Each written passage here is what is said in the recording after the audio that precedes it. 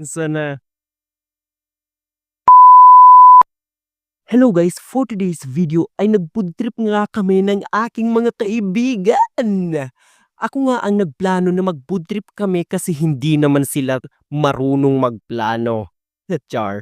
Naisipan ko nga na sa may dagat na lang kami mag-food trip kasi napakasarap ng hangin at maliwanag ang buwan. Ang dinala nga lang namin na pagkain ay pansit canton at nag-ihaw kami ng hotdog. Sana all. Nag-ihaw ng hotdog? Totoo naman. Joke lang. Baka magtampo yung nag-ihaw. At dito nga, inayos na nga namin ang mga appliances sa pag-iihaw ng hotdog. Hindi nga mahirap maghanap ng mga gagamitin sa pag-ihaw kasi expert na ang mga kasama ko sa mga babae ay sa pag-iihaw. Hay, nako. Makalawang na nga ang ginamit namin sa pag-ihaw. Food trip na low budget nga kami. Nagreklamo nga ako na bakit makalawang ang gagamitin natin. Sabi naman ng aking best friend na future nurse ay kailangan ko daw talaga ng kalawang para malaman ko kung malakas nga ba talaga ang immune system ko. Ala di puta, may balak sigurong masama to. Joke lang, Noy.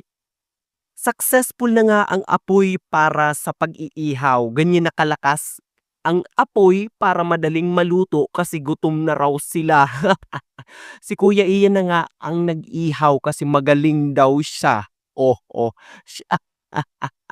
At dahil sa gutom na siya, ganyan na kalakas ang apoy para na mas maluto kaagad.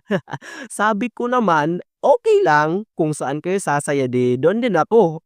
Joke lang. At dahil sa gutom na nga rin daw si Kulot, nangialam na siya sa trabaho ng iba. Huwag kang mag-alala, parehas tayong bida-bida. Bida-bida yarn. Joke lang. May teknik nga raw si Kulot para mas lalong sumarap ang hotdog na iniihaw. Talaga ba? Finally, kumain na nga kami kasi nakakagutom na ang amoy ng pansit canton. Walong piraso nga ang pansit canton na niluto namin para mas marami. Napakasarap talaga tumambay dito dahil napakaliwanag ng buwan, hindi lang nakita sa video. At napakasarap ng hangin talaga guys. Habang kumakain nga kami ng aking mga best friend ay napasarap ang aming kwentuhan. Oo. Ito nga ang time na nakapag-food trip na naman sa may dagat. Actually, paborito ko talaga ang ganitong mga moment. Mga moment?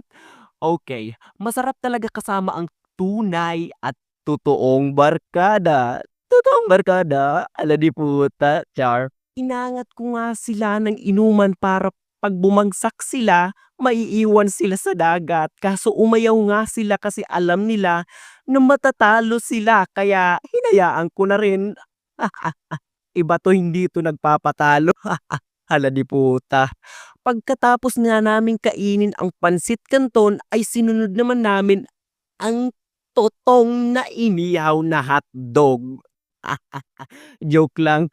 Baka sabihin hindi ko na-appreciate ang effort nila. Char, hala di puta. At dahil sa nag-request sila na i-shoutout ko daw sila, hala di puta. Akala naman siguro nila sikat ako.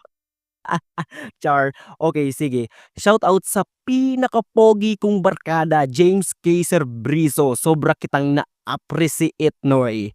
Shoutout sa magaling mangilati, Scooby Tatad. Recently, nag-message siya about sa pagbablog ko na na-appreciate ko ang kanyang suggestion. Oh, okay. Thank you, Noy. Okay, and then shout out Jesse Busilier and Markiana Serome. Bawas-bawas ang pag-inom. Ang atay matutunaw. Joke lang.